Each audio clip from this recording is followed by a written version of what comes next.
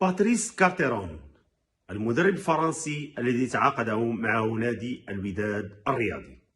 ازداد كارتيرون في سان-بري فرنسا في 30 يوليوز 1970. بدأ المسيرة ديالو كمدافع أيمن، وكان في بعض المرات كيلعب كمدافع أيسر في ستاد لافالوا. انتقل بعد ذلك لكل من رين الفرنسي، نادي ليون اللي فاز معاه بكأس الانترتوتو، سان تيتيان، ولعب كذلك كمعار في نادي ساندرلاند الانجليزي فتره لم تتجاوز الشهرين. عاد ذلك من بعد البطوله الفرنسيه من بوابه فريق سان تيتيان اللي فاز معاه ببطوله فرنسا القسم الوطني الثاني، وختم المسيره ديالو كلاعب في 1 يوليوز 2007 في نادي كان الفرنسي. في 10 مارس 2008 غيبدا باتريس كارتيرون المسيره ديالو والمشوار ديالو كمدرب في الفريق اللي انهى فيه المسيره ديالو كلاعب هو لايسكان. بعد ذلك غينتقل لفريق ديجون، وغيدرب من بعدها في 12 يوليوز 2012 منتخب مالي اللي غيدربوا في كأس افريقيا 2013. بعد ذلك غيلتحق بفريق مازيمبي في ماي 2013، واستمر المقام ديالو بالنادي الكونغولي حتى 7 يناير 2016، وحرز معاه على بطولة الكونغو الديمقراطية مرتين، والكأس الممتازة الكونغولية مرتين، وعصبة الأبطال الإفريقية مرة واحدة. بعد ذلك غيلتحق بالدوري المصري وغيتريني بنادي وادي دجلة المصري، ثم غيدرب النصر السعودي اللي ما طالبش المقام ديالو هناك أكثر من 5 أشهر. في يونيو 2017 غيشرف على فريق أريزونا يونايتد الممارس بالدوري الأمريكي الدرجة الثانية اللي غيقضي معاه موسم واحد.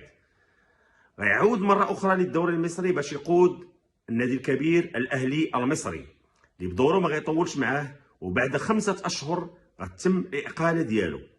في أواخر يناير 2019 غيحط الرحال بالمملكة المغربية، وغيدرب بالضبط نادي الرجاء البيضاوي اللي غيحرز معاه على الكأس الإفريقية الممتازة. بعد الانفصال ديالو على الرجاء غيشرف على القطب الثاني للكرة المصرية نادي الزمالك في مناسبتين، حتى غيقضي معاه موسم واحد.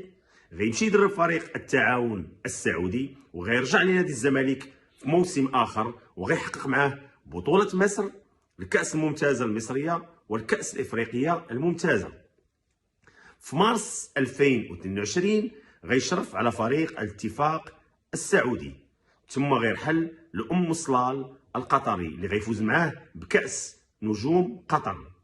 في نوفمبر 2022 غيلتحق بالبطولة الإيرانية، وبالضبط غيدرب فريق أصفهان الإيراني وغيحرز معاه على كأس إيران الممتازة. في 1 يوليوز 2025 غيعود مرة أخرى لأم صلال القطري وغادي يحقق معاه نتائج كارثية. إذا من أصل 16 مقابلة غينتصر فقط في 4 المقابلات، وغيتعادل في مقابلة واحدة، وغيخسر 11 مقابلة باش تم الإقالة ديالو في 22 يناير 2026. يعني المدرب باتريس كارتيرون هذه شهرين تقريبا هو عاطل عن العمل.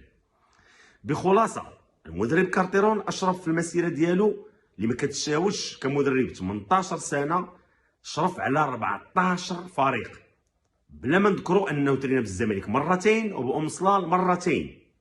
يعني رقم كبير ديال الانديه. اللي كيميز هذا المدرب انه ما كيطولش، اطول فتره دوزها اللي دوز مع زيمبي تقريبا موسمين ونصف، لان المعدل ديال المكوث ديالو في اي فريق ما كيتجاوزش موسم، وكاين الفرق اللي ما دوزش معاهم حتى 5 6 شهور. كلاعب حقق لقبين، كمدرب حقق 11 لقب. واش كارتيرون غيفك الازمه اللي كاينه في الوداد ديال التكتيك وديال الانضباط ديال اللاعبين، ولا غتستمر معاه المعاناه وداك الاسلوب الغير مقنع اللي شفناه ديال نادي الوداد الرياضي؟ حنا كوداديين نتمنى كل التوفيق لمدرب كارتيرون، رغم ان مشكل الوداد اكبر بكثير من مشكل المدرب، بل مشكل تسييري محض. ديما وداد. السلام عليكم.